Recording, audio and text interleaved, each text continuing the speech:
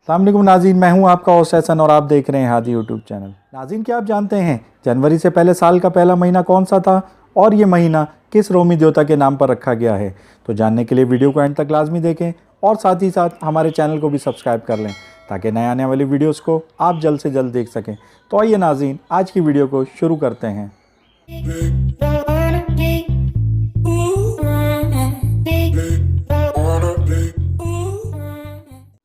नाज़रीन, नया साल जनवरी से शुरू होता है। रोमन बादशाह न्यूमा पोम्पिलियस ने अपने दौर इक़्तिदार में रोमन कैलेंडर को रिवाइज़ करके जनवरी को साल का पहला महीना रखा। इससे पहले मार्च साल का पहला महीना कहलाता था।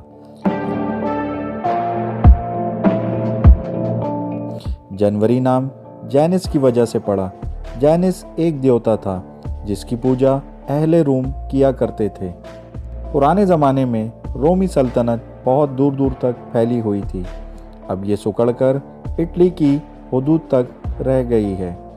आज से कोई 2000 साल पहले रोमी सल्तनत का बादशाह जूलियस सीज़र था। वो बहुत ही काबिल और बहादुर हुक्मरान था।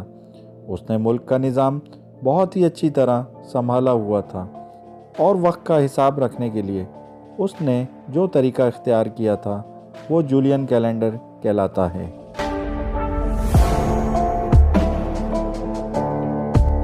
इस कैलेंडर के मुताबिक जनवरी नए साल का पहला महीना ठहरा। देवता जैनिस के 2 सर थे। एक सर गुजरे हुए ज़माने को निगाहों में रखता था और दूसरा सर आने वाले ज़माने पर नज़र रखता था।